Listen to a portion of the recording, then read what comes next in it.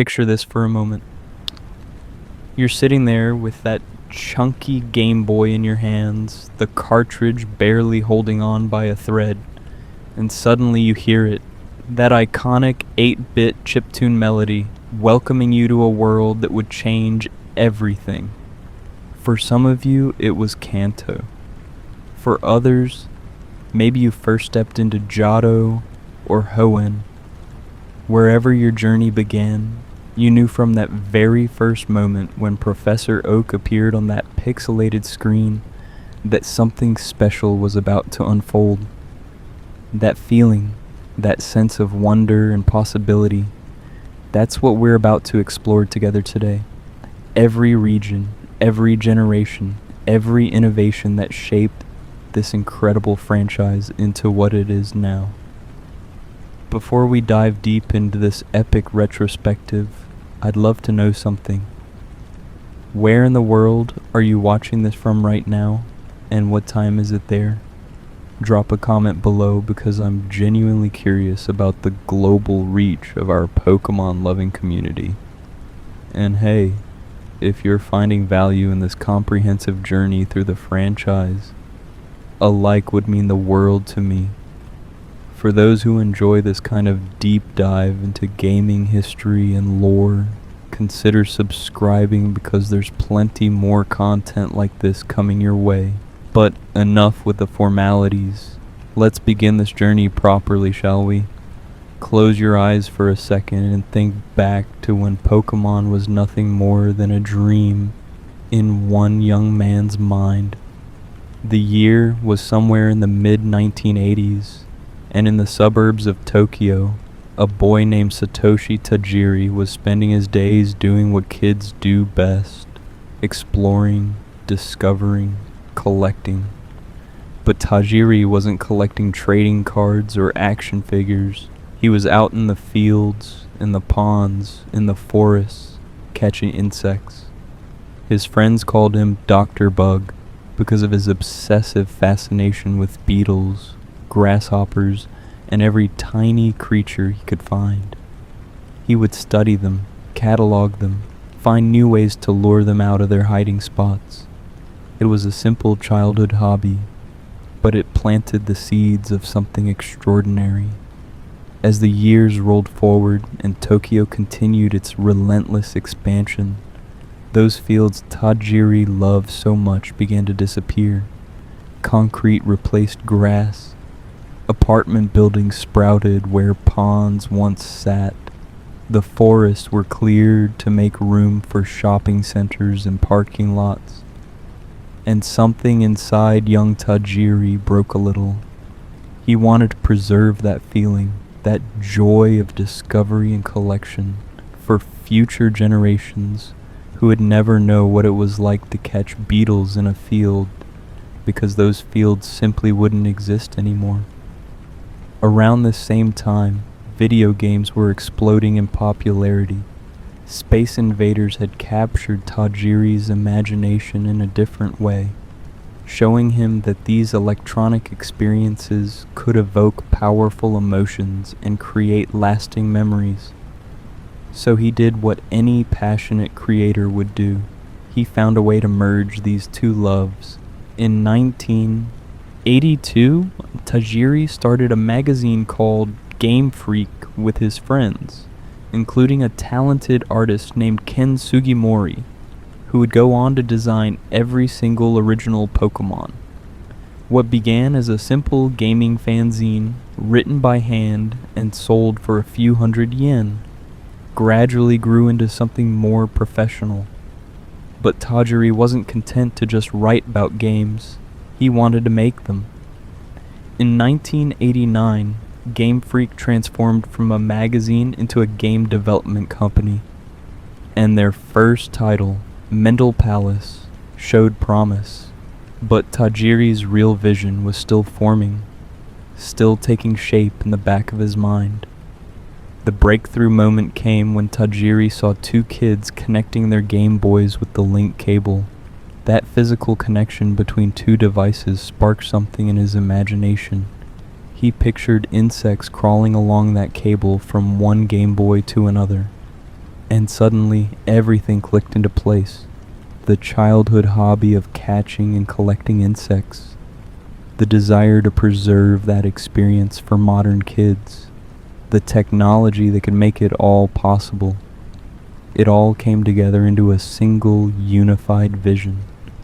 He would create a game about catching, collecting, and trading creatures. But these wouldn't be real insects. They would be pocket monsters, Pokémon. Nintendo, particularly the legendary Shigeru Miyamoto, saw potential in Tajiri's pitch, but nobody could have predicted just how difficult the development would be. What Tajiri originally called capsule monsters, later renamed pocket monsters to avoid trademark issues, took 6 grueling years to complete. 6 years. Think about that for a moment. The Game Boy hardware was becoming increasingly outdated. The development team dwindled as Game Freak struggled financially and couldn't pay all their employees. Several programmers quit, unable to see the project through to completion. At one point, only 4 programmers remained to bring this ambitious vision to life. They had to pause Pokémon development multiple times to work on other projects just to keep the lights on. Games like Mario and Wario and Pulseman helped fund the continued development of what would become their masterpiece. The team faced incredible challenges trying to fit everything they wanted into the limited memory of a Game Boy cartridge. One of the programmers, Shigeki Morimoto, actually started on Pokémon with 0 programming experience and worked his way up to becoming the main battle programmer. The dedication was extraordinary, and through all of this, Tajiri never wavered from his vision of creating an experience that would capture that childhood wonder of discovery and collection. On February 27th, 1996, Pokémon Red and Green finally released in Japan. Note that it was red and green, not red and blue. Blue would come later as an enhanced version. The game and landscape would never be the same. At first, the game sold steadily, but not spectacularly. The Game Boy was considered obsolete technology by this point, but something magical happened. Word of mouth spread. Kids started playing, started trading, started battling with each other. The social aspect, that link cable connection Tajiri had envisioned, became the secret sauce that transformed Pokémon from just another RPG into a cultural phenomenon. The concept was deceptively simple, but brilliantly executed. You played as a young trainer in the Kanto region, based on the actual Kanto region of Japan. Professor Oak, a kindly researcher named after trees like all Pokémon professors would be, gave you 3 choices for your first partner: Bulbasaur the grass type, Charmander the fire type, or Squirtle the water type. This choice established a pattern that would continue throughout every generation. The grass, fire, water starter trio, each with their own advantages and disadvantages. Your rival, Blue in Japan or Gary in the West, would always choose the starter that had a type advantage over yours, creating an ongoing challenge throughout your journey. But the real genius lay in what came next. Kanto presented you with 8 gyms, each specializing in a different Pokémon type. Boulder Badge from Brock's Rock types in Pewter City, Cascade Badge from Misty's Water types in Cerulean City, Thunder Badge, Rainbow Badge, Soul Badge, Marsh Badge, Volcano Badge, and finally Earth Badge from Giovanni's ground types. Each victory brought you closer to challenging the Elite Four and the Pokémon champion at Indigo Plateau. But along the way, you were doing something far more important than just collecting badges. You were filling your Pokédex. Professor Oak had given you a mission: document all 151 Pokémon species living in Kanto. This simple objective created an addictive gameplay loop that has endured for nearly 3 decades. You would walk through tall grass, never knowing what might appear. Wild Pokémon would emerge, battle music would start, and you'd have to weaken them before throwing a Pokeball to attempt to capture. Some Pokémon were common, appearing in nearly every patch of grass. Others were incredibly rare, requiring patience and persistence to encounter. Some could only be found in one specific location. Others were exclusive to either red or green, meaning you absolutely had to trade with another player to complete your Pokédex. And that trading system, that was where Pokémon truly distinguished itself from every other RPG on the market. You couldn't experience everything alone. You needed friends, classmates, siblings, anyone with another Game Boy and a link cable. The social element transformed Pokémon from a solitary experience into a shared cultural moment. Kids would bring their Game Boys to school. Playground battles became legendary. Trading became a complex social ecosystem with its own economy and hierarchy. That Charizard card might have been valuable, but a level 50 Mewtwo in your Pokémon Red cartridge? That was true. Power. The battle system itself was elegantly designed for a portable system. Turn-based combat meant you could put the game down at any moment. Each Pokémon could learn up to 4 moves from a pool of different attacks. Type matchups mattered. Water beat fire, fire beat grass, grass beat water.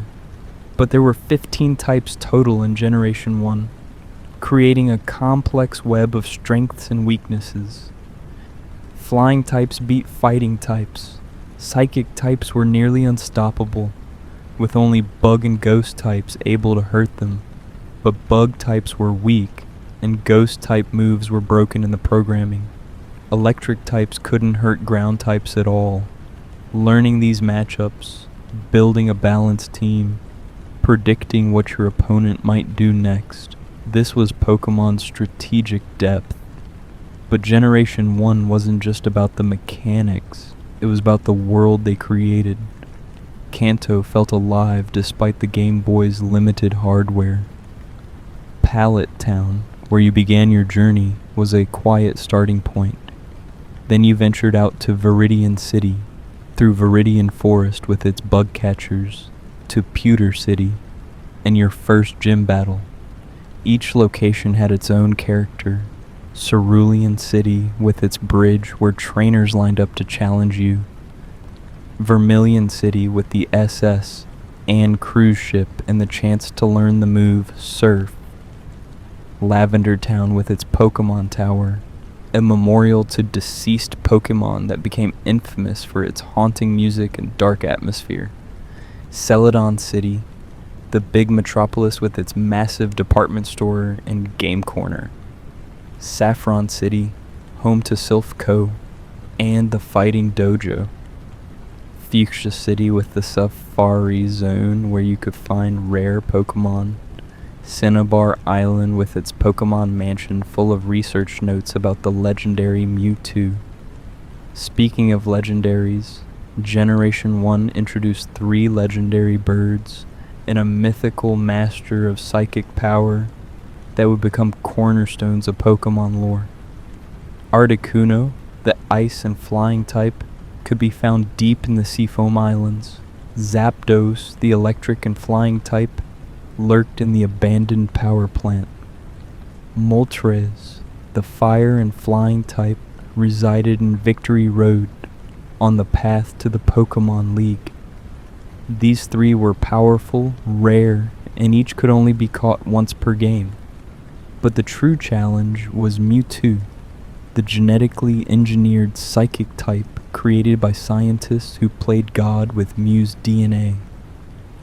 Found in Cerulean Cave after becoming champion, Mewtwo represented the pinnacle of Pokemon power in Generation 1.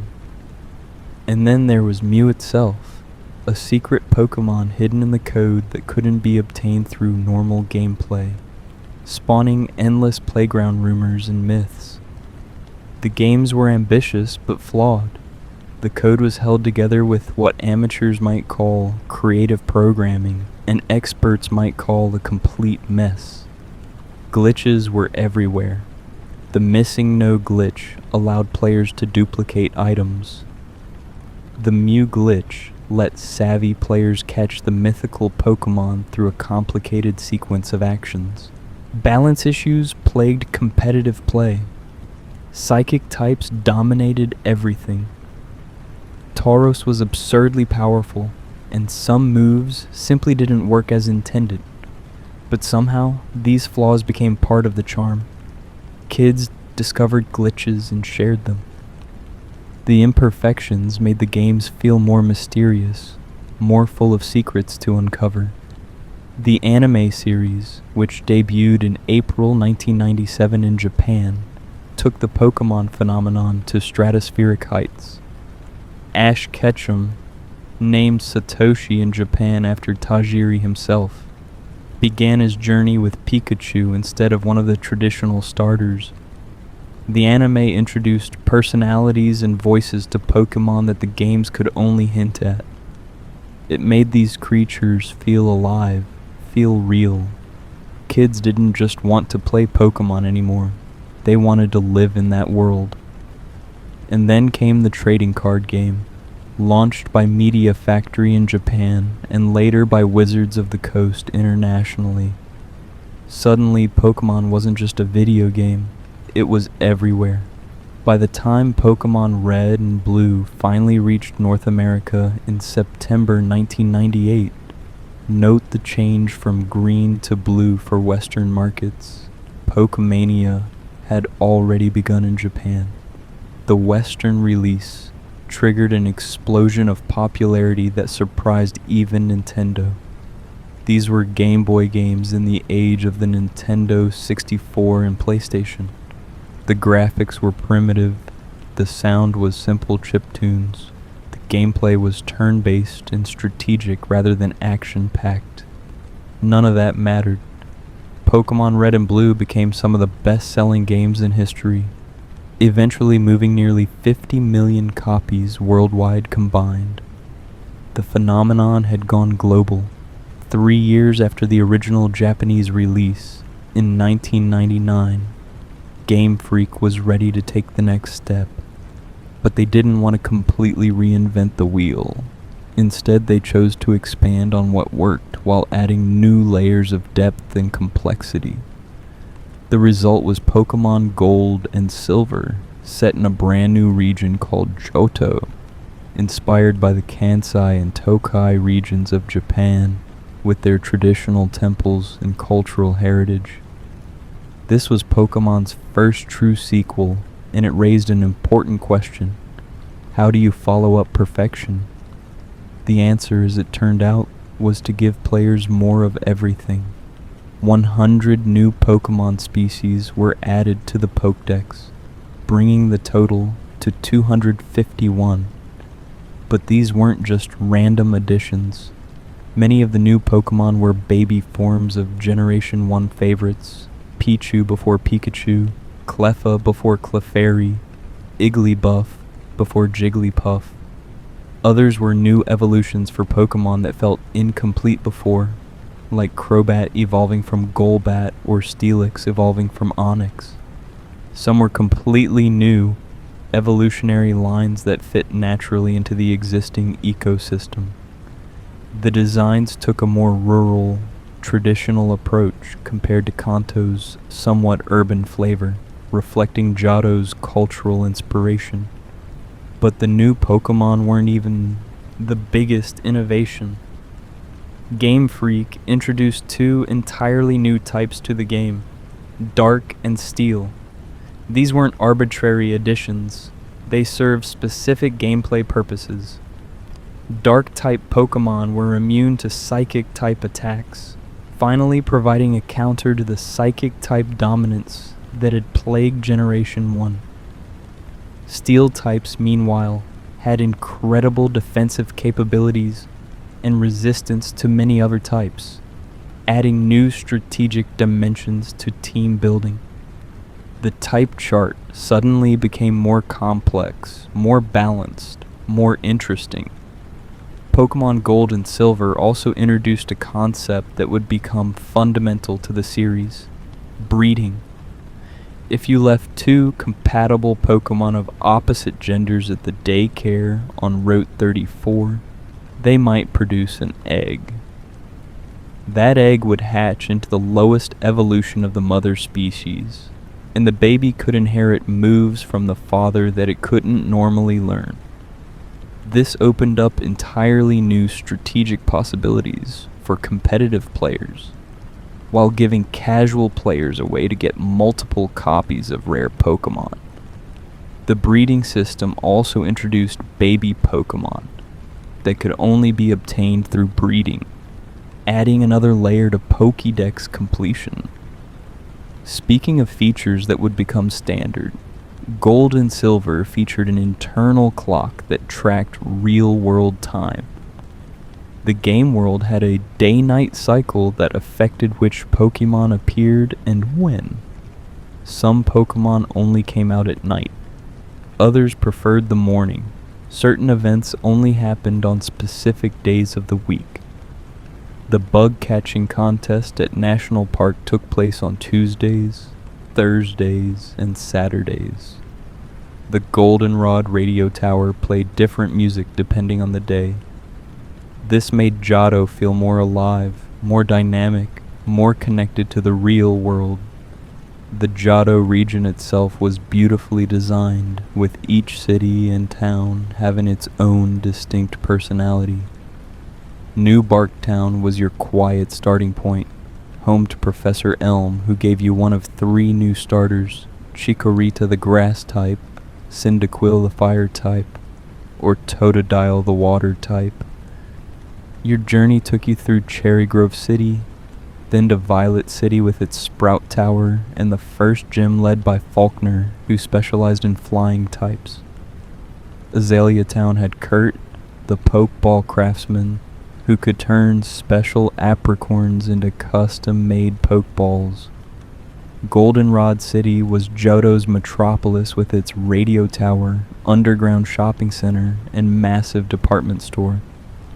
Ecruteak City featured traditional architecture. The Burn Tower, where the legendary beasts once died and were resurrected by Ho-Oh, and the Kimono Girls, who would later play a role in encountering the legendary Pokémon.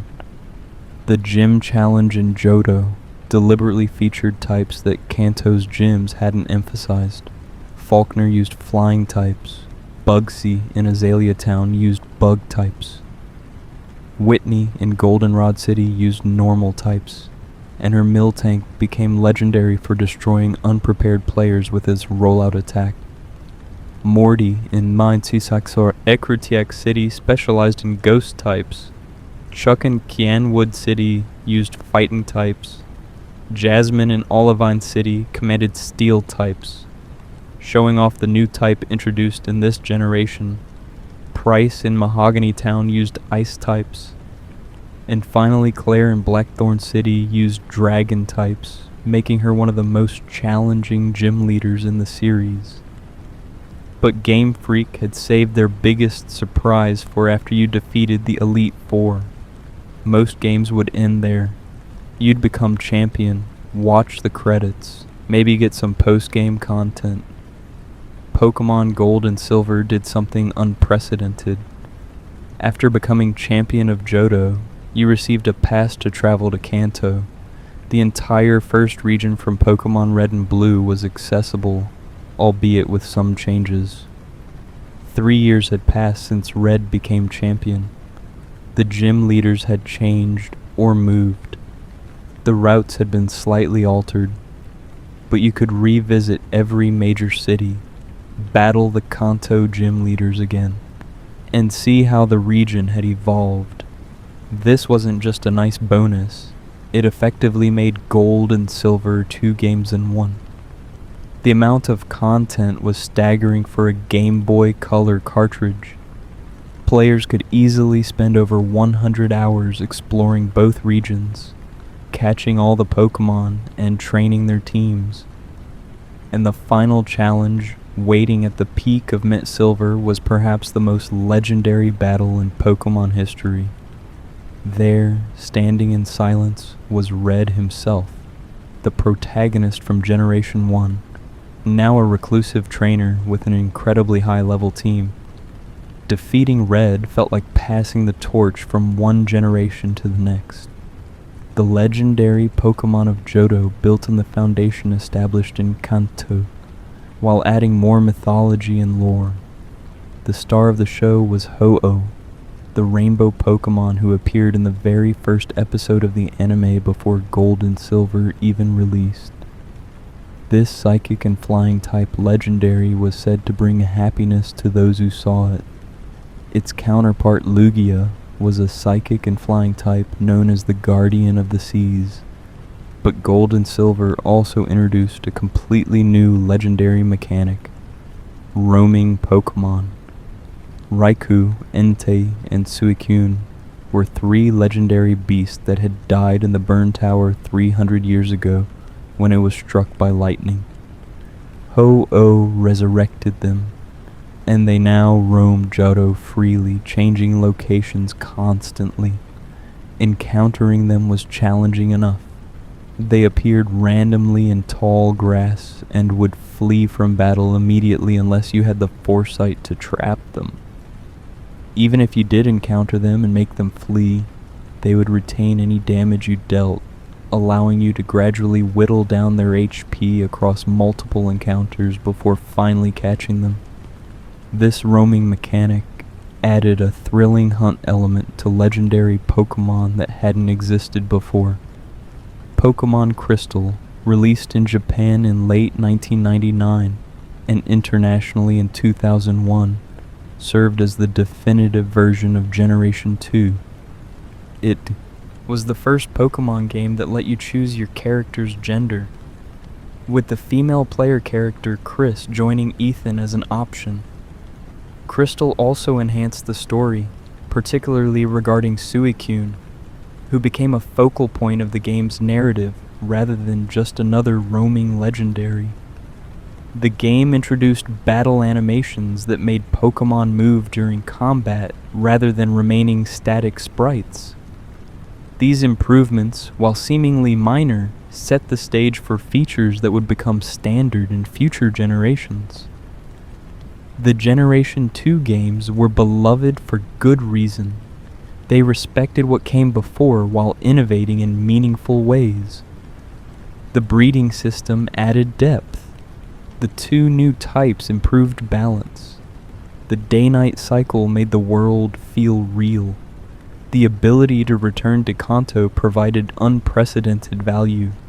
And underneath it all was that same addictive core gameplay loop that had made Generation 1 special.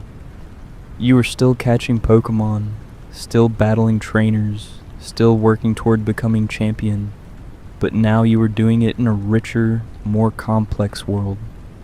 When Pokémon Ruby and Sapphire launched for the Game Boy Advance in November 2002 in Japan and March 2003 internationally, Game Freak made a bold decision that remains controversial to this day. They couldn't make the games compatible with Generation 1 and 2. The Game Boy Advance used completely different hardware. The internal structure of how Pokémon data was stored had changed fundamentally. So Ruby and Sapphire featured only new Pokémon and Pokémon native to the Hoenn region, with no way to transfer your carefully raised teams from Gold and Silver. This was a fresh start, for better or worse. The Hoenn region, based on the Kyushu region of Japan, was designed around a theme of extremes and duality. Water and land, nature and progress, ancient and modern. This wasn't a subtle theme. It permeated every aspect of the games, from the team villains to the legendary Pokémon themselves. The region was unique in that it featured significantly more water routes than previous games, with entire sections of Hoenn accessible only by surfing or diving beneath the waves. This gave the region a distinct identity, but also became a source of minor frustration for players who grew tired of constant wild tentacle encounters. Ruby and Sapphire introduced 135 new Pokémon, bringing the total up to 386 when including Pokémon from previous generations who weren't catchable in Hoenn. The new Pokémon designs were creative and varied. The 3 starters, Trico, Torchic, and Mudkip, became instant classics, with their final evolutions, Sceptile, Blaziken, and Swampert offering powerful options for different playstyles. Blaziken, in particular, broke new ground as the first fire and fighting type combination. The new Pokémon included everything from Slakoth and its evolution Slaking, a normal type with incredible stats, balanced by an ability that made it skip every other turn, to Sableye and Mawile, new Pokémon representing the Dark and Steel types introduced in Generation 2. The games made significant technical improvements. Graphics were more colorful and detailed thanks to the Game Boy Advance hardware. Pokémon sprites were more animated during battle. The world felt more vibrant and alive. But the most significant gameplay innovation was the introduction of Pokémon abilities and double battles. Each Pokémon now had a special ability that could affect battles in various ways. Some abilities boosted certain types of moves. Others provided immunity to certain conditions. Some triggered effects when the Pokémon entered battle or was hit by an attack. Abilities added a new layer of strategy to team building and battle planning that couldn't exist in earlier games. Double battles, meanwhile, changed the fundamentals of Pokémon strategy. Instead of one-on-one combat, you and your opponent would each send out 2 Pokémon at once. Suddenly, positioning mattered. Some moves could hit multiple targets. Others could protect your partner. Team composition required consideration of synergy between Pokémon, not just individual strength. While double battles weren't mandatory for most of the main story, they would eventually become the standard format for competitive Pokémon, fundamentally reshaping how serious players approached the game. But perhaps the most beloved feature introduced in Ruby and Sapphire was secret bases. Throughout Hoenn, players could find small indents in cliff walls, unusual trees, or patches of grass that could be converted into personal hideouts using the move Secret Power. Once created, you could decorate your secret base with furniture and items purchased throughout your journey. When you mixed records with friends using a link cable, their secret bases would appear in your game world, allowing you to visit and even battle them. This was a brilliant early form of social gameplay that gave the world a more lived-in, connected feeling. The weather system was another revolutionary addition. Different routes in Hoenn featured permanent weather effects: harsh sunlight near volcanoes, heavy rain near the ocean, sandstorms in the desert. These weather effects didn't just change the ambiance, they affected battles, boosting certain types of moves while weakening others. Fire-type moves became more powerful in sunlight, but weaker in rain. Water-type moves worked oppositely. New abilities and moves interacted with weather in interesting ways, opening up entirely new strategic possibilities. The story of Ruby and Sapphire centered on 2 villainous teams with opposing philosophies.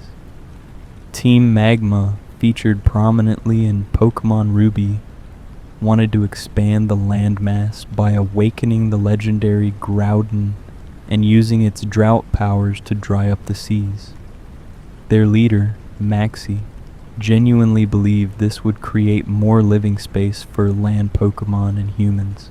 Team Aqua, the main antagonists of Pokemon Sapphire, had the opposite goal.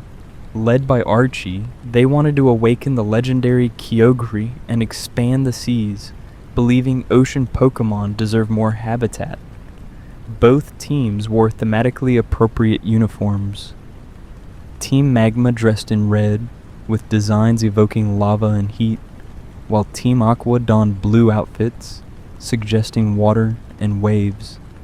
The obvious problem with both teams' plans was that they were, to put it bluntly, completely insane. Expanding the landmass would flood coastal areas and destroy marine ecosystems. Expanding the seas would submerge entire cities and leave land Pokemon with nowhere to live. The games didn't just present these as evil schemes, they actively lampshaded how ridiculous the plans were. NPCs throughout your journey would comment on how absurd the whole situation was.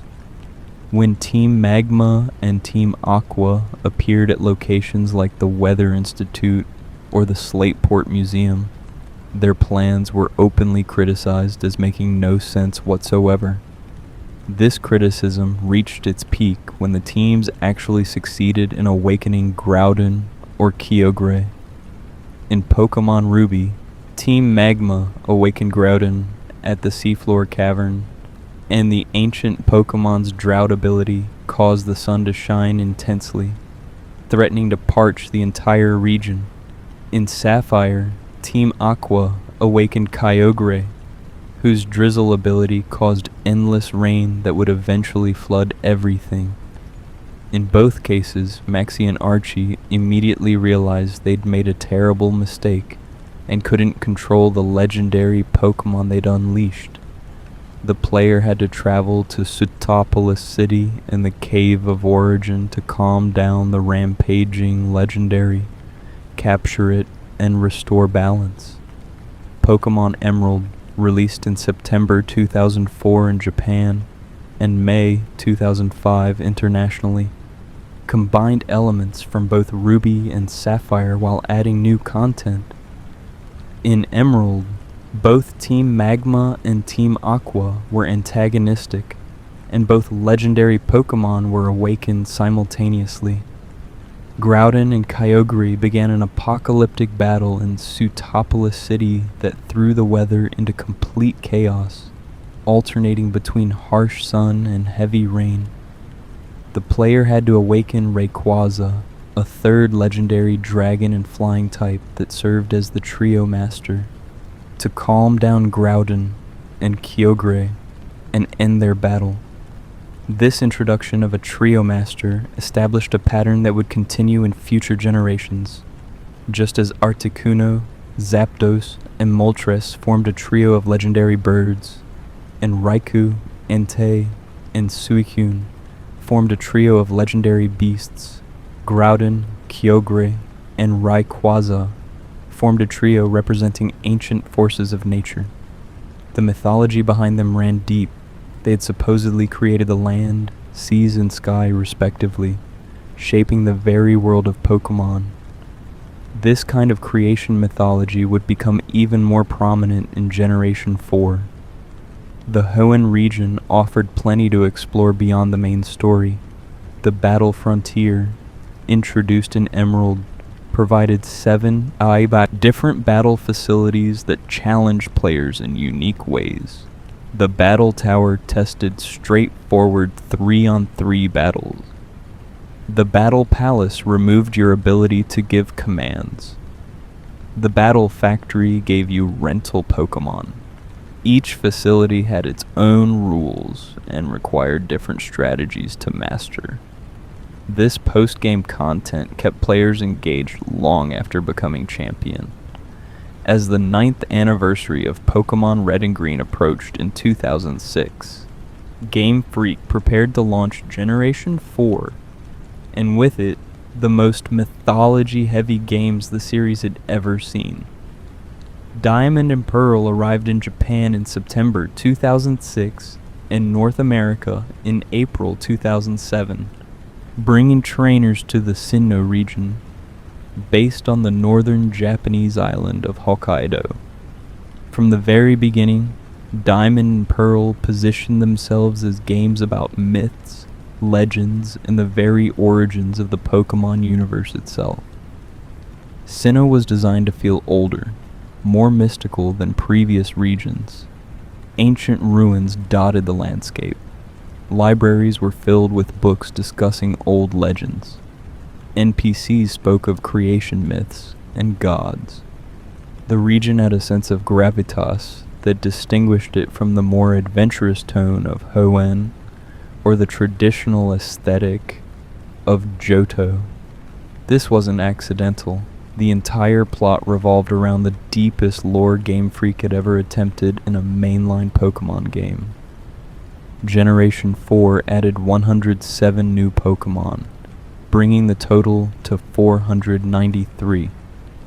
Many of these new Pokémon were evolutions or pre-evolutions of Pokémon from earlier generations, continuing what Generation 2 had started.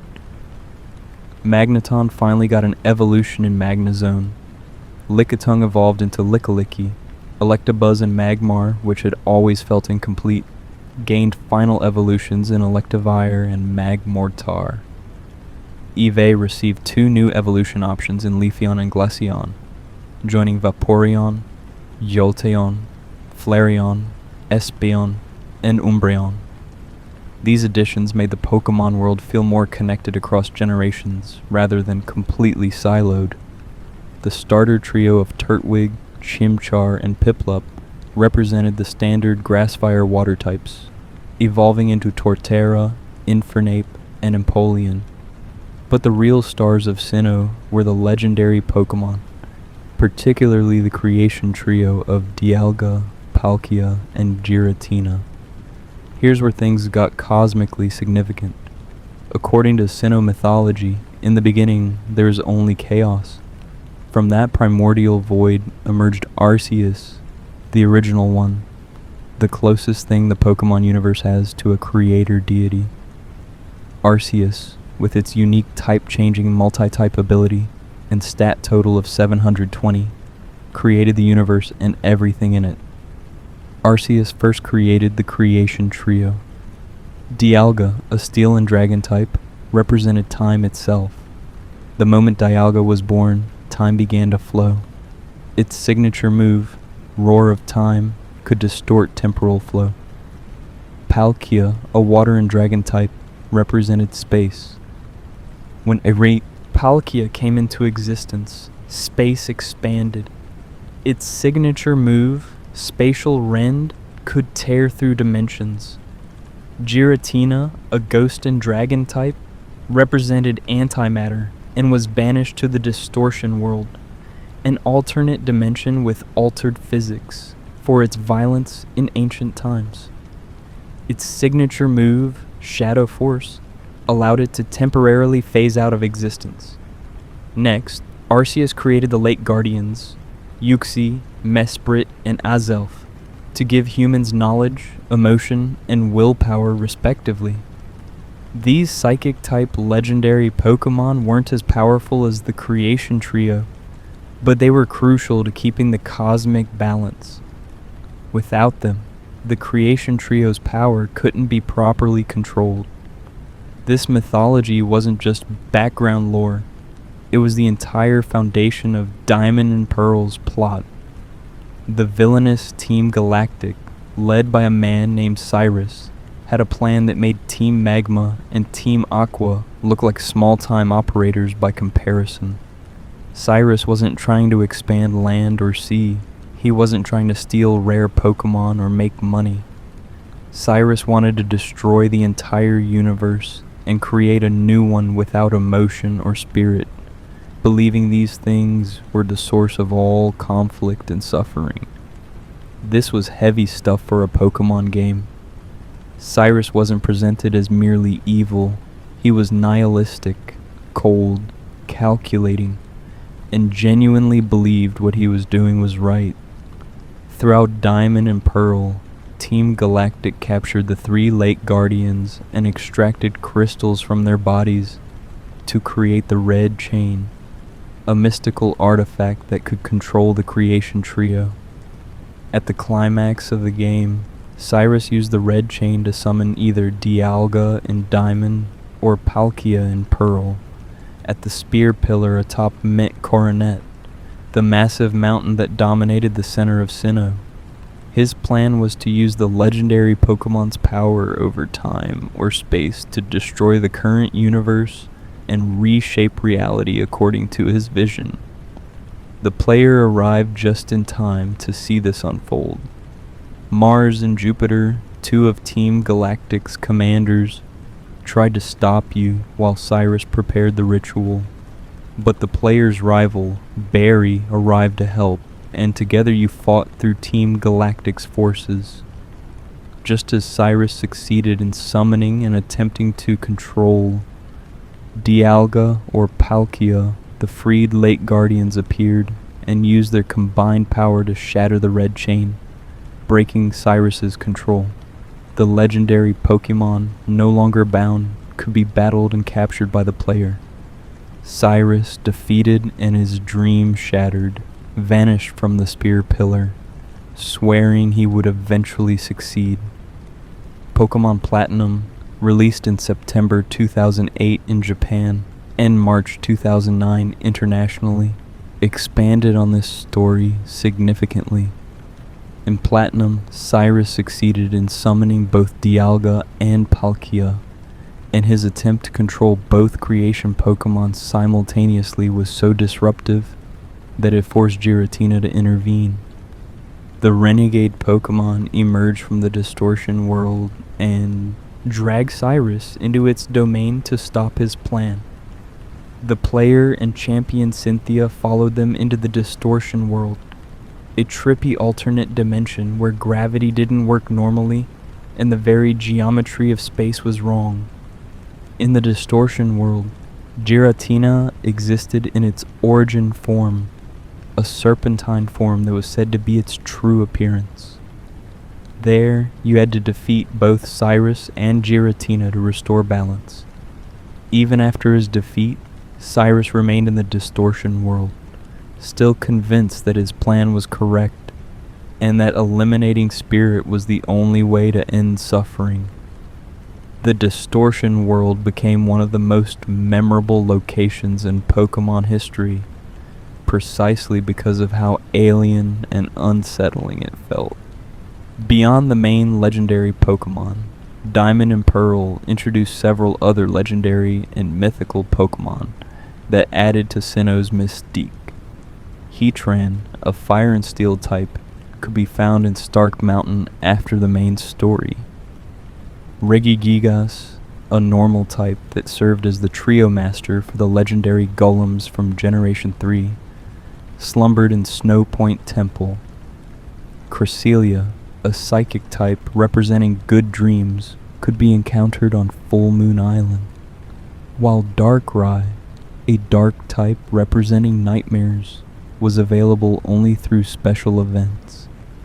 These legendary Pokémon felt more integrated into Sinnoh's world and mythology than previous games' legendary Pokémon had felt in their respective regions. Diamond and Pearl also introduced significant mechanical improvements. Physical and special moves were no longer determined by type, but by the move itself. In previous generations, all fire moves were special and all fighting moves were physical, which limited certain Pokemon's viability. Now, moves like Fire Punch could be physical, while moves like Psyshock could be special, giving Pokemon more options for utilizing their stats effectively. This change had massive implications for competitive play and team building.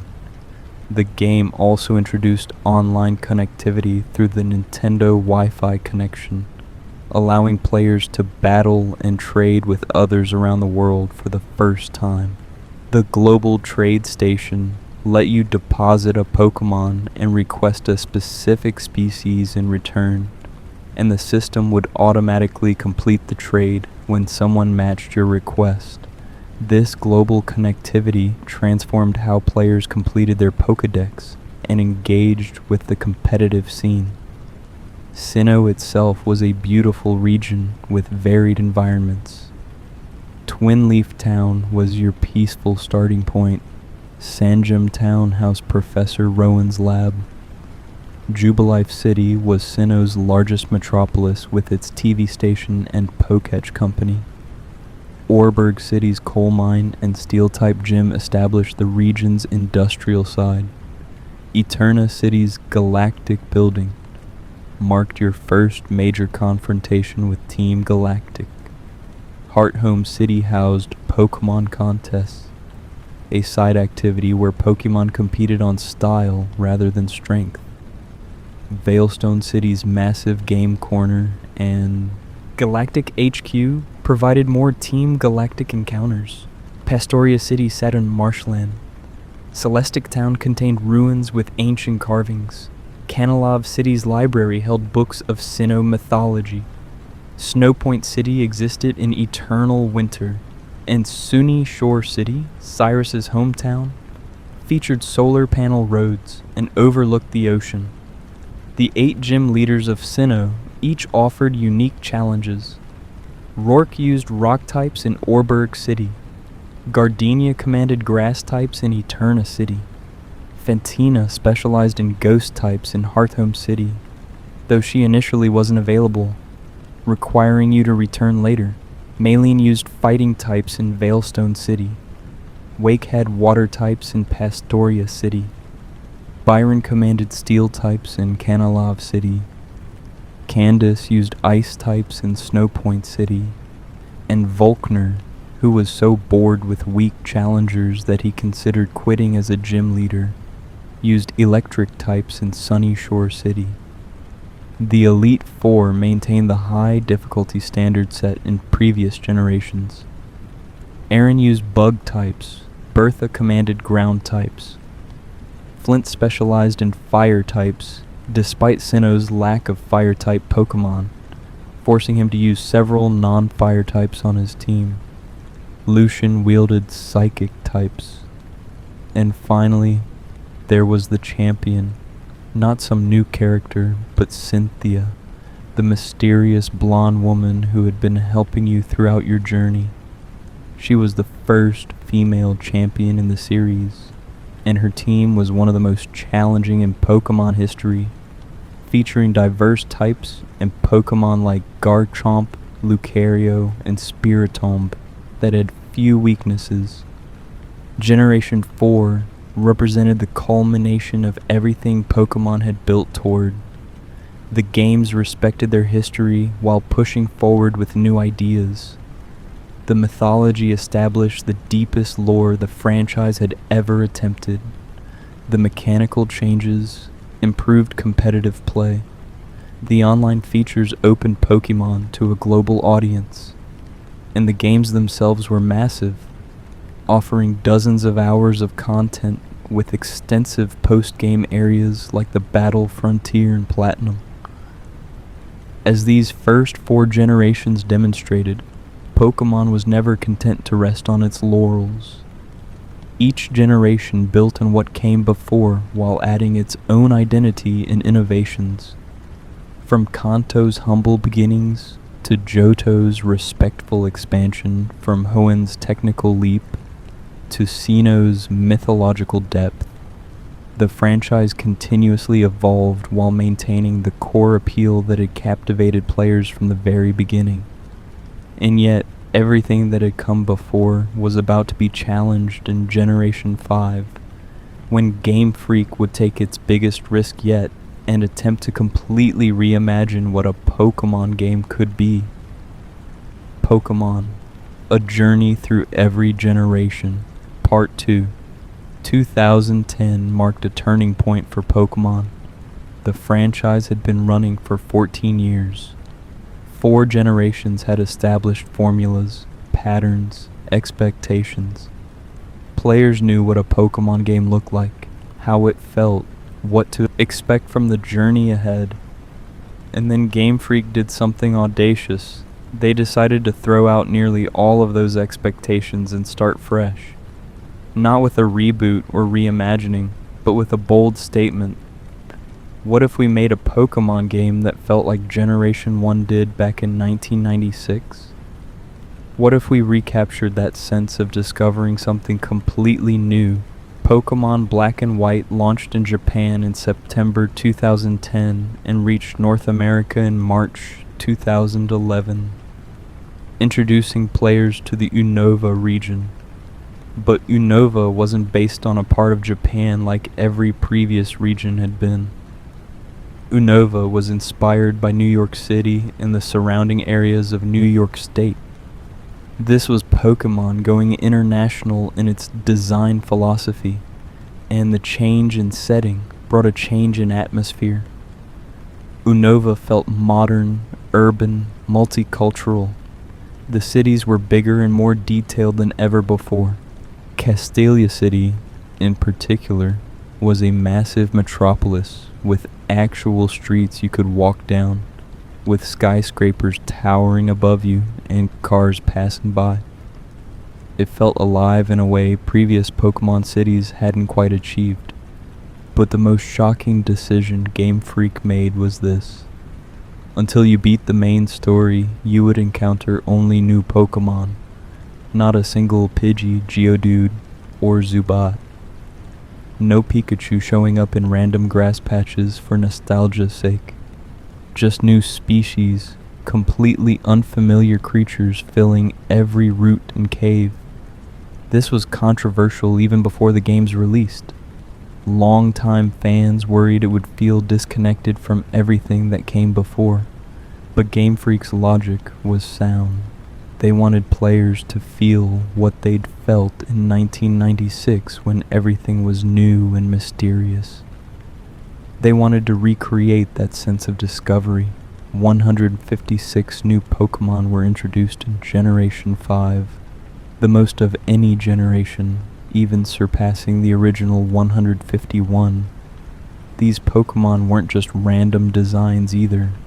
Many of them served as spiritual successors or parallels to Generation 1 Pokémon. Roggenrola, Boldore, and Gigalith filled the role of the rock-type family found early in the game, similar to Geodude's line. Woobat and Swoobat were the cave-dwelling psychic types like Zubat. Timburr, Girder, and Conkeldurr were the fighting types you could catch early, parallel to Machop's line. Throw and Sawk were direct analogs to Hitmonlee and Hitmonchan. Even the legendary Pokémon followed patterns.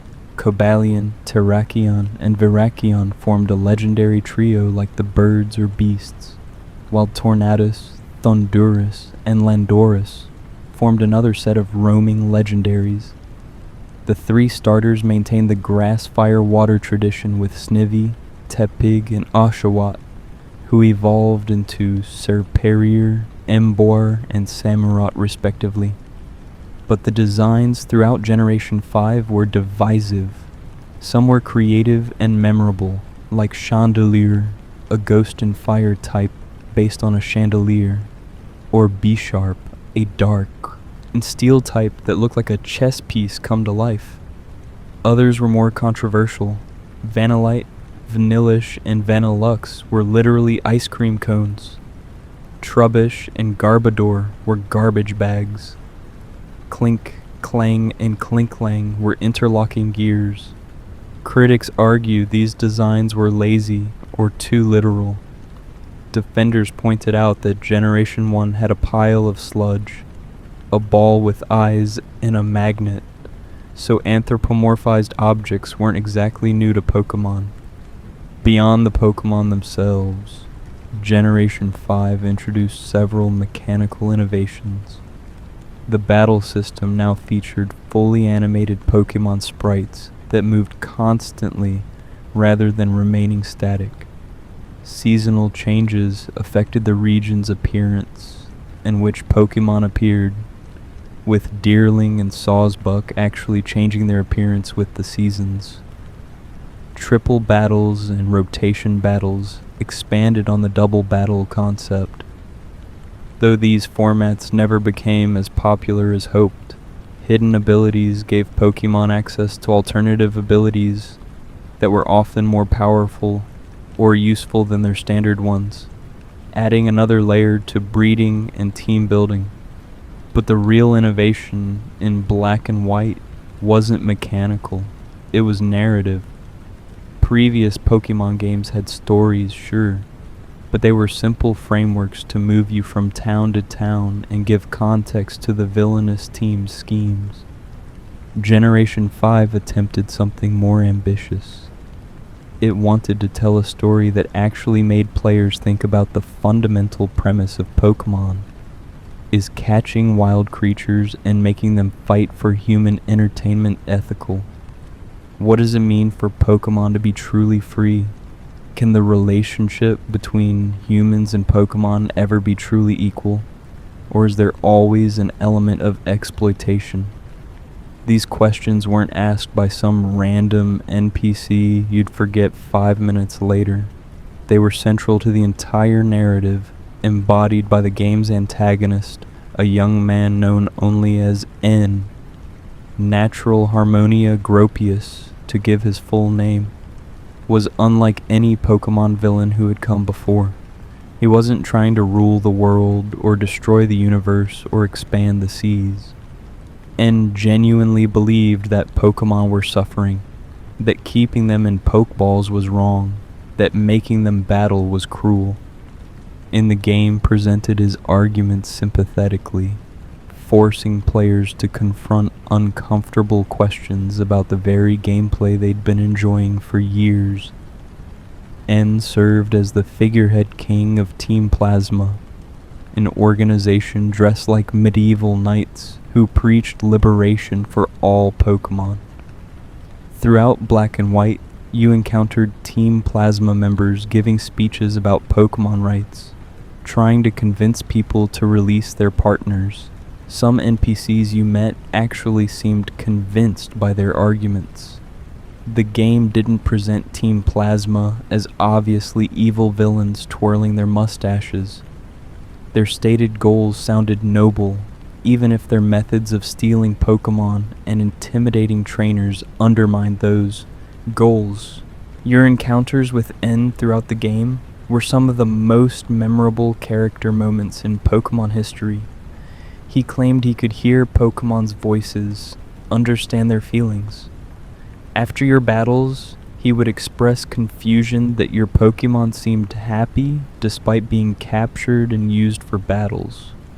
He wasn't hostile or cruel to you, he was genuinely trying to understand. His worldview had been shaped by growing up isolated in a castle, raised by Pokemon, taught that humans were fundamentally harmful to Pokemon.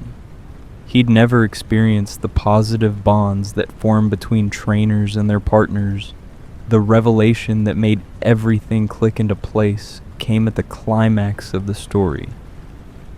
After defeating the Elite Four and entering the Champion's Chamber, you discovered that N had already defeated the champion, Alder. N's castle emerged from the ground and surrounded the Pokemon League building. As you explored the castle, you learned about N's past from his adoptive sisters, and then you confronted Ghetsis, one of the 7 sages of Team Plasma, who appeared to be merely N's advisor. Ghetsis revealed the truth with venomous fury.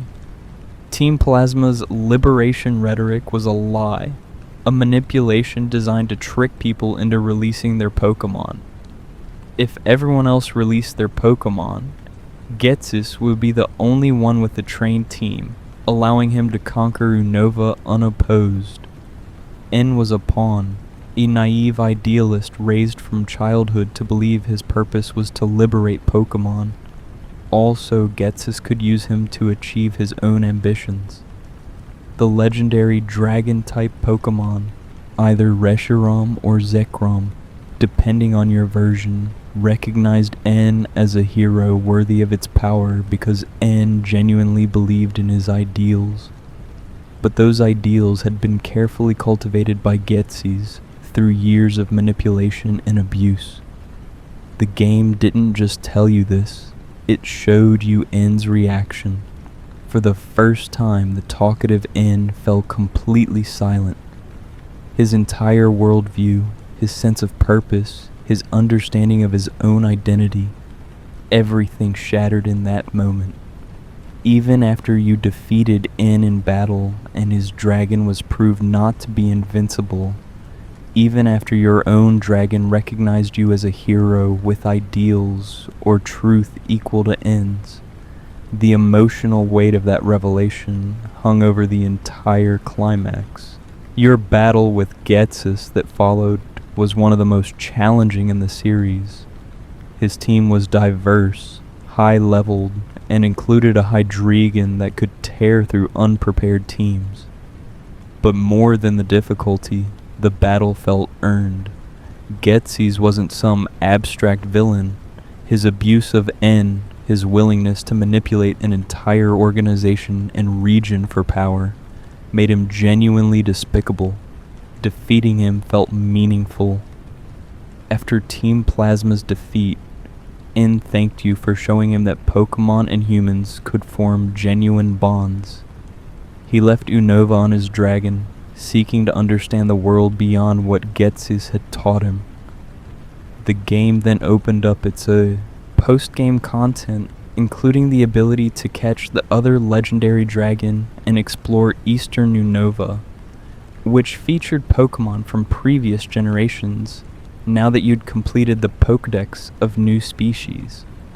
The legendary Pokémon of Unova were steeped in mythology about truth and ideals. Reshiram, a dragon and fire type, represented truth and appeared in Pokémon Black. Zekrom, a dragon and electric type, represented ideals and appeared in Pokémon White. According to legend, they were once a single dragon that helped the ancient heroes found Unova.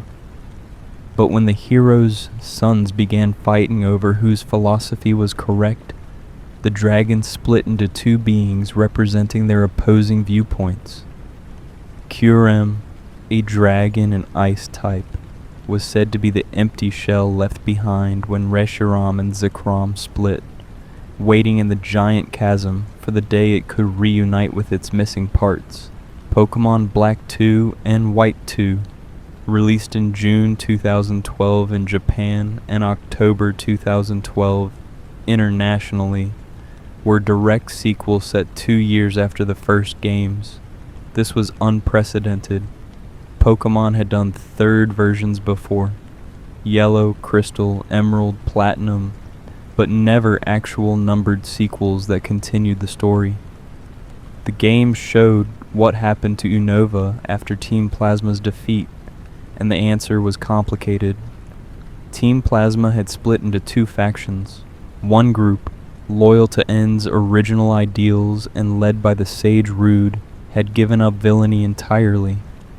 They now operated as caretakers for Pokémon who had been abandoned or separated from their trainers, living quietly and seeking atonement for their past actions.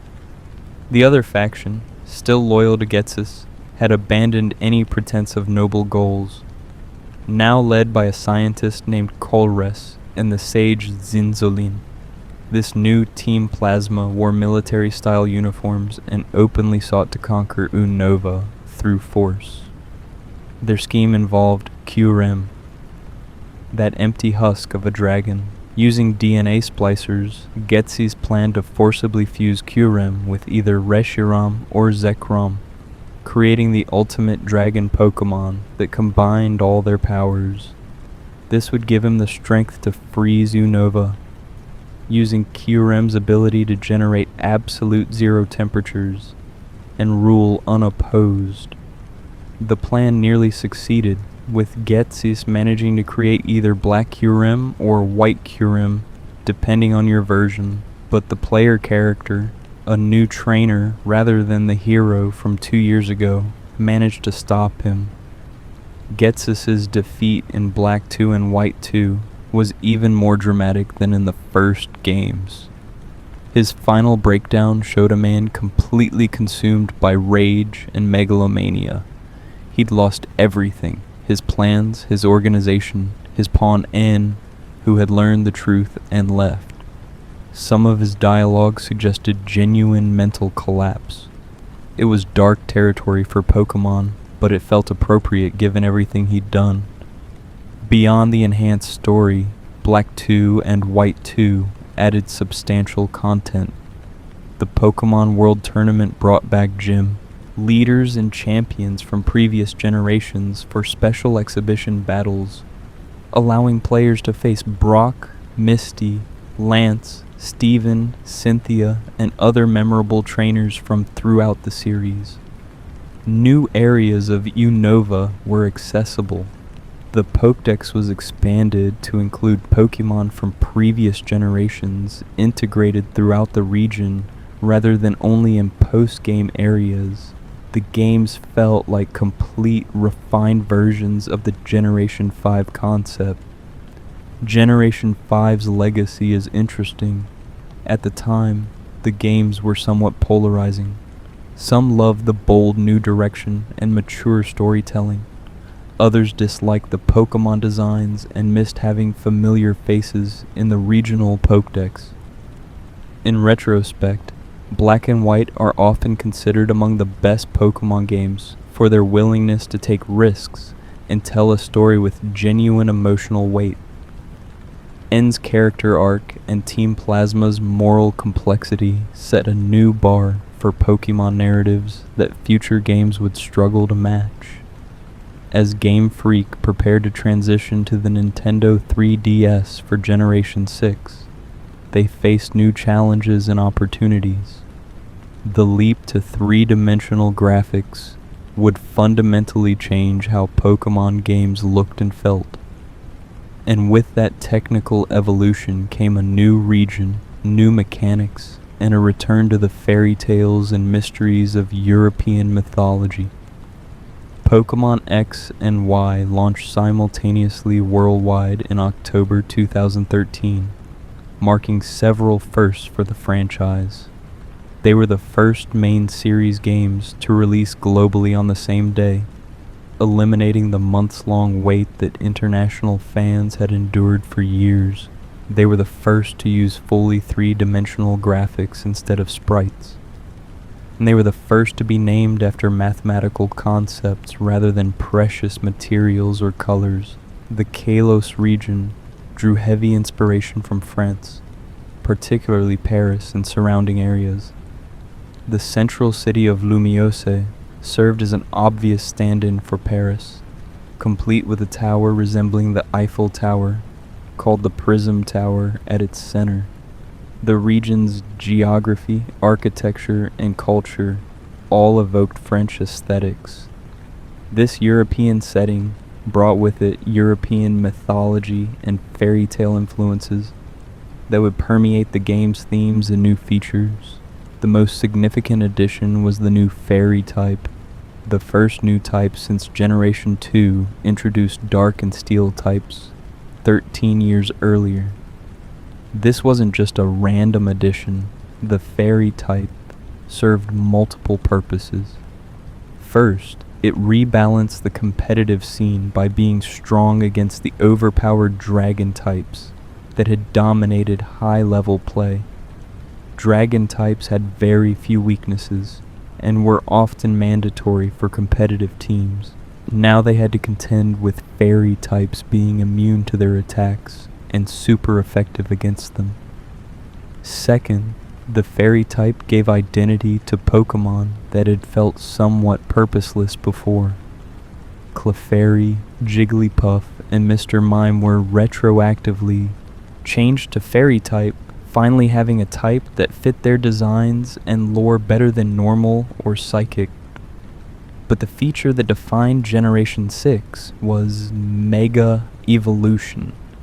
This temporary transformation could occur once per battle. If you had a keystone and your Pokémon was holding its corresponding Mega Stone, when activated, the Pokémon would undergo a dramatic transformation, changing its appearance, boosting its stats, sometimes changing its ability or even its type. Mega Charizard gained two possible forms. Mega Charizard X became a black fire and dragon type, while Mega Charizard Y remained fire and flying but with enhanced power. Mega Lucario, Mega Gengar, Mega Blaziken, Mega Garchomp, fan favorite Pokemon, received spectacular new forms with enhanced capabilities. Mega Evolution wasn't just a power boost, it was presented as the ultimate expression of the bond between trainer and Pokemon. The Keystone resonated with the Mega Stone, but only if the relationship between trainer and Pokemon was strong enough. This thematic connection to bonds and relationships fit perfectly with X and Y's narrative focus on beauty, connection, and the ties that bind people and Pokemon together. The transformation animations were spectacular, really showing off the 3DS hardware's capabilities. The Kalos starters followed the standard types with Chespin, Fennekin, and Froakie, evolving into Chestnut, Delphox, and Greninja. Greninja in particular became incredibly popular, later receiving special attention in the anime, and even appearing as a playable character in Super Smash Bros. But beyond the starters, the 72 new Pokemon introduced in Kalos were fewer than any previous generation. This smaller number made sense, given how much effort went into converting all previous Pokemon to three-dimensional models and implementing Mega Evolutions for many existing species. The three-dimensional graphics were a massive change. Battles now showed Pokemon and trainers from dynamic camera angles. The overworld featured actual 3D environments you could explore from different perspectives. Lumio City in particular was designed with radial streets emanating from the Prism Tower, requiring the camera to rotate as you walked around the city center. Towns and routes had depth and detail that simply wasn't possible with the previous sprite-based graphics. Pokemon could now be petted and played with using the 3DS touchscreen and Pokemon Amy, building affection that would provide minor bonuses in battle. The customization options expanded significantly. For the first time, you could change your character's appearance, buying new clothes, changing hairstyles, adjusting accessories. This might seem like a small feature, but giving players agency over their avatar's look helped with immersion and personal expression. Different clothing stores in different cities offered unique options, encouraging exploration and providing cosmetic rewards for progression. X and Y's story unfortunately didn't reach the heights of Black and White's narrative complexity. Team Flare, led by a man named Lysandre, wanted to use the ultimate weapon built 3,000 years ago during Kalos' war to eliminate everyone except Team Flare members, believing this would preserve the world's beauty by preventing overpopulation and resource depletion. The motivations made some sense in an eco-terrorist kind of way, but the execution felt rushed. Lysandre appeared sporadically throughout the game as a seemingly benevolent philanthropist, then suddenly revealed himself as the villain without much development. The themes of beauty, life, and death that X and Y attempted to explore never reached their full potential. The legendary Pokemon of Kalos embodied life and death. Xerneas, a pure fairy type, represented life and vitality, channeling positive energy and granting immortality. It was the mascot of Pokemon X. Yveltal, a dark and flying type, represented destruction and absorbed life force, said to sleep for 1,000 years after draining the life from everything around it. It was the mascot of Pokemon Y Zygarde, a dragon and ground type, served as the order-keeping trio master, maintaining balance between Xerneas and Yveltal. However, Zygarde felt somewhat underdeveloped in X and Y, with its full significance not explored until later games. Despite the story's shortcomings, X and Y were beloved for their technical achievements and Mega Evolution. The games felt like a proper generational leap forward visually and mechanically. The global simultaneous release made the entire Pokémon community experience the games together for the first time. And the introduction of the Fairy type successfully rebalanced competitive play. Kalos might not have had the narrative depth of Unova, but it moved Pokémon into a new era of presentation and accessibility.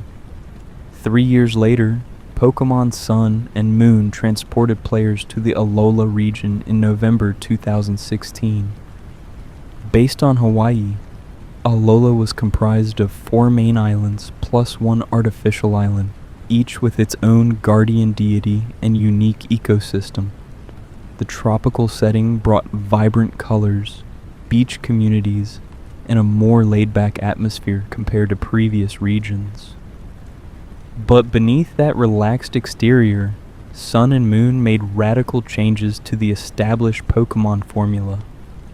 The most dramatic change was the complete removal of traditional gym battles. In Alola, there were no gyms, no badges to collect. Instead, trainers underwent the Island Challenge, a coming-of-age journey where they completed trials on each island. These trials varied significantly in structure. Some involved battling through waves of wild Pokémon. Others required puzzle solving or finding specific items. Each trial culminated in a battle against a totem Pokémon, an oversized and empowered individual of a species that would call allies during the fight, creating challenging battles that felt distinct from gym leader encounters. After completing all trials on an island, you would face the island's kahuna in a grand trial battle.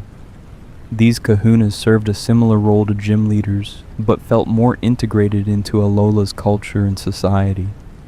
Hala, Olivia, Nanu, and Hapu were all important figures in their communities, beyond just being strong trainers.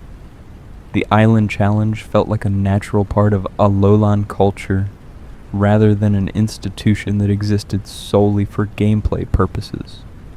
Sun and Moon introduced 81 new Pokémon, continuing Generation 6's trend of smaller additions. However, the games also introduced Alolan forms, regional variants of Pokémon from Generation 1 that had adapted to Alola's unique environment. Alolan Vulpix and Ninetales became ice types due to living on snow-capped mountains. Alolan Sandshrew and Sandslash also became ice types. Alolan Exeggutor grew absurdly tall, becoming a grass and dragon type. Alolan Grimer and Muck changed from pure poison to poison and dark, having evolved to consume waste in a different way. These regional variants were a brilliant way to revisit classic Pokémon while making them feel fresh and new.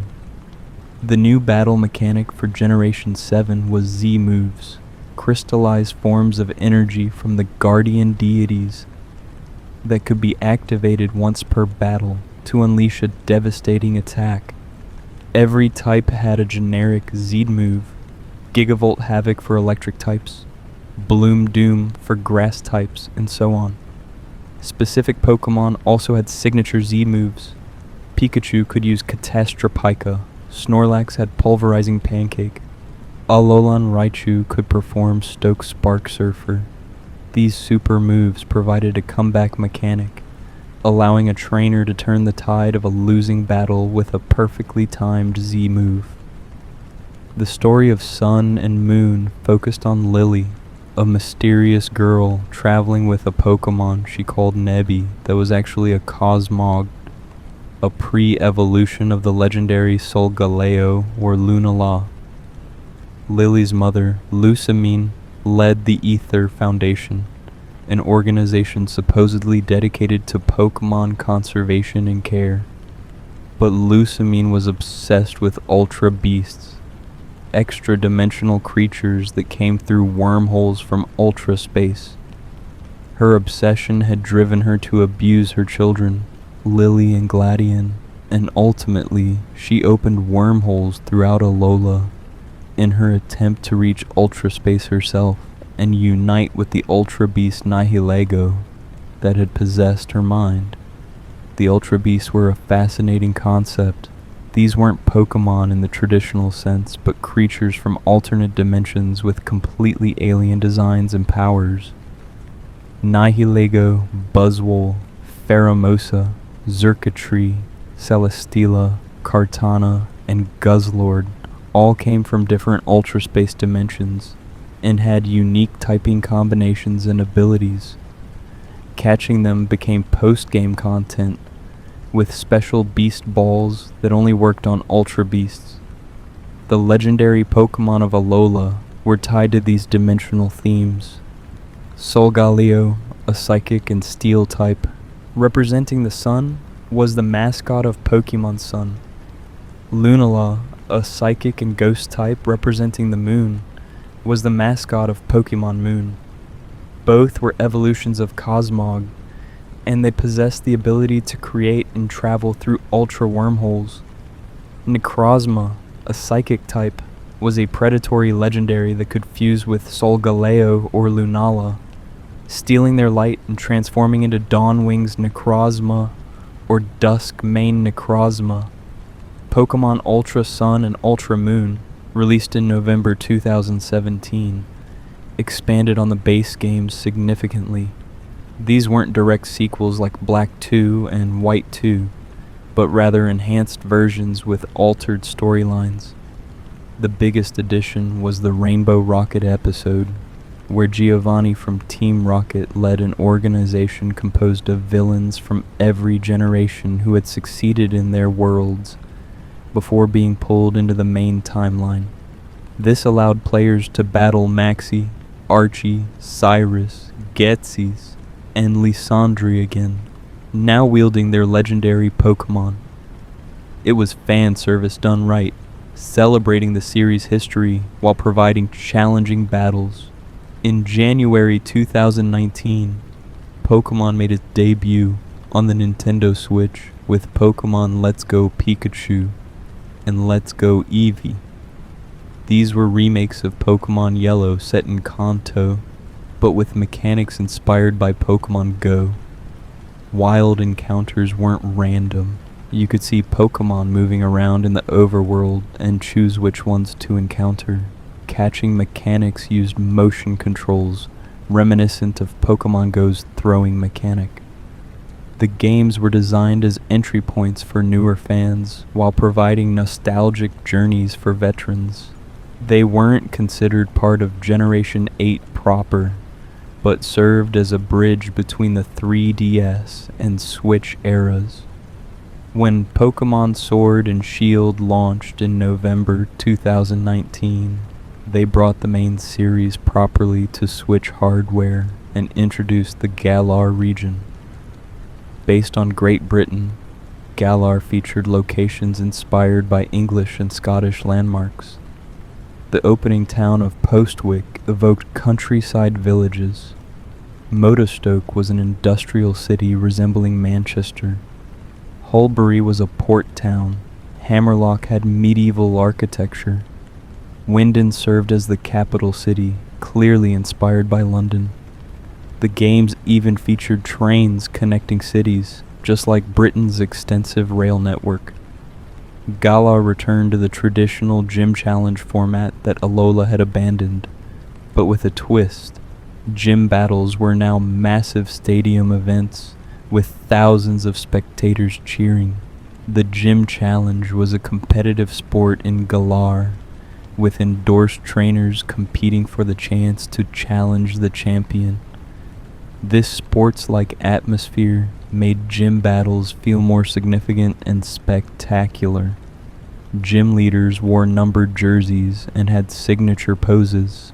Crowds reacted to battles in real time.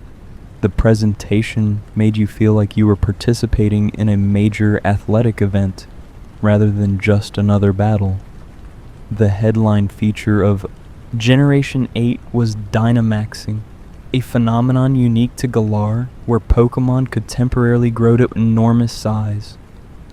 Every Pokémon could Dynamax once per battle for 3 turns, gaining massively increased HP and transforming their moves into more powerful max moves. But certain Pokémon had the ability to Gigantamax instead, changing not just their size but their appearance entirely, and gaining access to G-Max moves unique to their species: Gigantamax Charizard, Gigantamax Pikachu, Gigantamax Meowth. These alternate forms were visually spectacular and strategically distinct. The wild area was perhaps Sword and Shield's most revolutionary feature. This vast open region in the center of Galar let you freely explore without following a linear path. Different weather conditions in different zones affected which Pokémon appeared. You could see Pokémon roaming around in the overworld, some much higher level than your team, creating genuine risk and reward for exploration. Other players appeared in your wild area when connected online, making it feel like a living, populated region. Max raid battles took the raid concept from Pokémon Go and integrated it into the main series. These cooperative battles against Dynamaxed wild Pokémon required strategy and teamwork to overcome. Successfully defeating raid bosses gave rare rewards, including Pokémon with their hidden abilities and Gigantamax potential. The raids provided compelling post-game content that kept players engaged far beyond completing the story. Sword and Shield introduced 81 new Pokémon species, though the games were controversial for not including every Pokémon from previous generations in the regional Pokédex. This Dexit controversy overshadowed the game's launch for some fans. However, the games themselves were solid entries with quality of life improvements, like easy access to PC boxes from anywhere, and the ability to change a Pokémon's nature's effects using mints. The story focused on a mystery surrounding the Darkest Day, an ancient catastrophe when a black storm nearly destroyed Galar. Chairman Rose, leader of the Galar Pokémon League and a corporate magnate, attempted to trigger a second Darkest Day to solve an energy crisis he believed would occur in 1,000 years. This plan awakened Eternatus, the source of Dynamax energy and the legendary Pokémon responsible for the original Darkest Day. Eternatus took on its Eternamax form, a terrifying manifestation that required the combined power of Zacian and Zamazenta, the legendary Pokémon representing Sword and Shield respectively, to defeat. As fans were still exploring Galar, Game Freak announced something unexpected: Pokémon Legends Arceus, a departure from traditional Pokémon gameplay that would take players back to ancient Sinnoh. Released in January 2022, Legends Arceus was set hundreds of years before Diamond and Pearl in the Hisui region, before it was called Sinnoh, before Pokeballs were refined, before humans and Pokémon coexisted peacefully in the region. Legends Arceus transformed Pokémon into an action RPG. You could explore vast open zones freely, sneaking up on wild Pokémon and throwing Pokeballs directly at them without entering a battle screen. Strong Pokémon could attack you directly, requiring evasion rolls and quick reflexes. Combat still used turn-based mechanics, but with a strong style and agile style system that let you modify moves to hit harder at the cost of more time or act faster with reduced power. The gameplay felt fresh and exciting, showing what Pokémon could be if Game Freak was willing to experiment. The story centered around your character falling through a space-time rift and arriving in ancient Hisui with no memory of your past. you joined the Galaxy Expedition Team, an organization attempting to study Pokémon and create the region's first Pokédex. Many Hisuian people feared Pokémon and saw them as dangerous monsters. Your mission was to document species, fill out research tasks, and prove that humans and Pokémon could coexist. Noble Pokémon were a unique feature. Certain Pokémon had been driven to a frenzy by mysterious circumstances, and you had to calm them down by dodging their attacks while throwing bombs, then battling them when exhausted. These boss fights required actual skill and reflexes, creating memorable encounters. The noble Pokémon included new evolutions like Kleavor and Hisuian forms, like Hisuian Braviary. The climax involved Volo, a merchant who revealed himself to be obsessed with meeting Arceus and was willing to destroy the world to do so.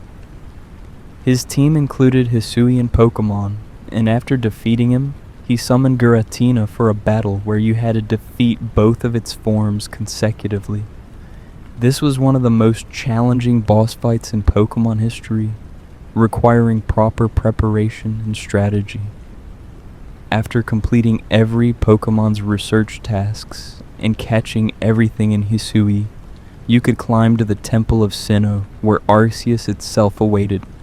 The battle against the creator Pokémon felt appropriately epic, and catching it was an incredible payoff for players who had put in the effort to complete the Pokédex. Legends Arceus proved Pokémon could evolve beyond its traditional formula and still feel like Pokémon at its core. In November 2022, Pokémon Scarlet and Violet launched on Switch, taking players to Paldea, a region inspired by the Iberian Peninsula, particularly Spain and Portugal. These games were marketed as the first fully open-world mainline Pokémon titles, and they delivered on that promise. From almost the very beginning, you could go anywhere in Paldea. The world was your oyster, limited only by the strength of your team and your willingness to take on challenges beyond your level. Scarlet and Violet's structure broke from tradition entirely. Instead of a linear path from gym to gym, you had 3 completely separate storylines that could be tackled in any order. Victory Road was the traditional gym challenge, but you could fight the gym leaders in whatever sequence you wanted. Some gyms were easier, some harder, but the choice was yours. Path of Legends involved helping a student named Arven find rare Herba Mystica by defeating enormous Titan Pokémon. Starfall Street had you taking down Team Star, a group of delinquents who had been bullied and banded together, but whose bases now needed to be dismantled. The 3 stories weren't just separate quest lines. They converged in a climax at Area Zero, a massive crater in the center of Paldea, where a time machine had been creating paradox Pokémon, ancient or futuristic versions of existing species that had been pulled from the past or future. Scarlet featured ancient paradox Pokémon like Great Tusk and Roaring Moon. Violet had futuristic ones like Iron Treads and Iron Valiant. These paradox Pokémon look like alternate timeline versions of familiar species with wildly different typings and abilities. The open world design meant you had your legendary Pokémon as a mount from very early in the game. Koraidon and Scarlet and Miraidon and Violet could run, swim, climb, glide, and eventually even dash and jump with enhanced capabilities. This made traversal across Paldea's varied terrain smooth and enjoyable. The region featured deserts, snowfields, beaches, forests, cities, and the mysterious Area Zero with its crystal formations and futuristic aesthetics. Terastallization was Generation 9's gimmick. Every Pokémon in Paldea had a Terra type, one of the 18 types that it would become when terastallized in battle. This transformation covered the Pokémon in crystalline armor and placed a crown-like structure on its head, representing its Terra type.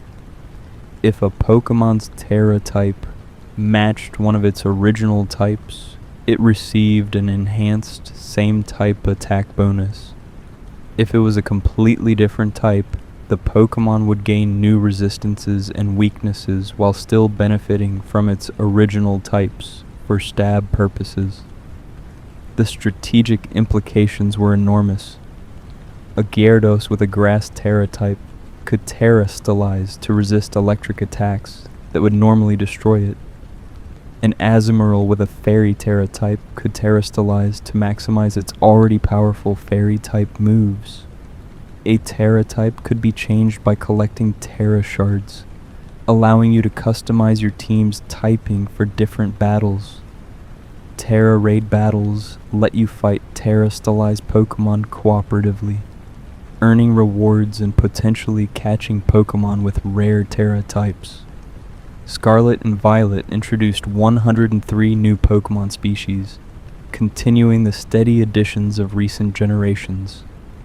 The starters, Sprigatito, Fuecoco, and Quaxley, evolved into Meowscarada, Skeledirge, and Quaquaval. Regional forms continued with Paldean Wooper and Tauros having new variations. The designs ranged from the adorable Lechonk to the mysterious Gimmighoul to the powerful, pseudo-legendary dragon-type Bexcalibur. The games weren't without issues. Technical performance problems plagued Scarlet and Violet at launch, with frame rate drops, pop-in, and various glitches affecting the experience.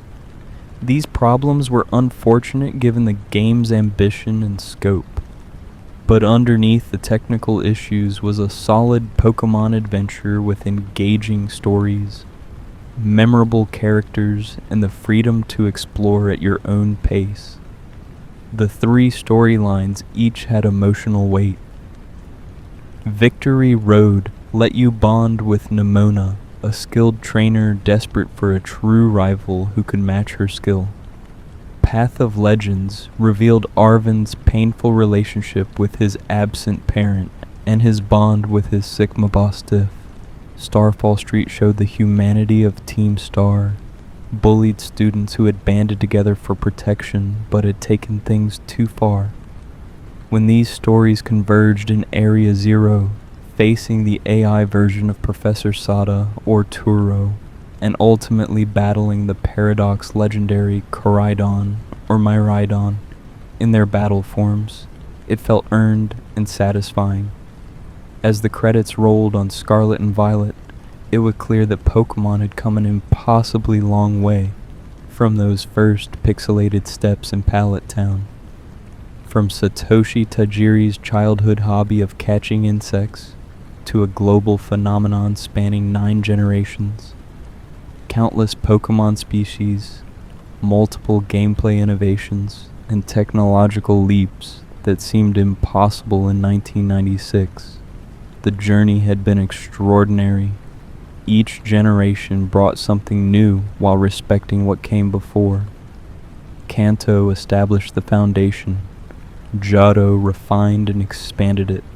Hoenn took technical leaps. Sinnoh explored deep mythology. Unova told mature stories.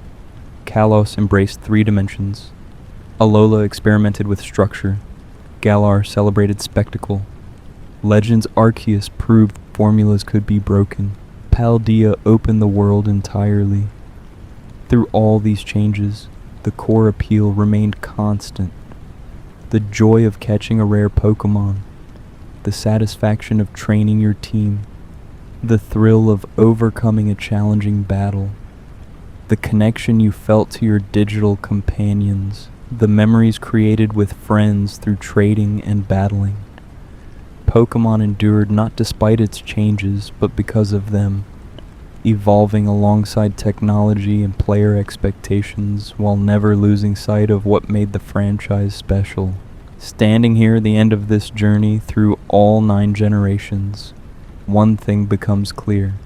Pokémon isn't just a game series, it's a shared cultural experience that spans continents, languages, and generations of players.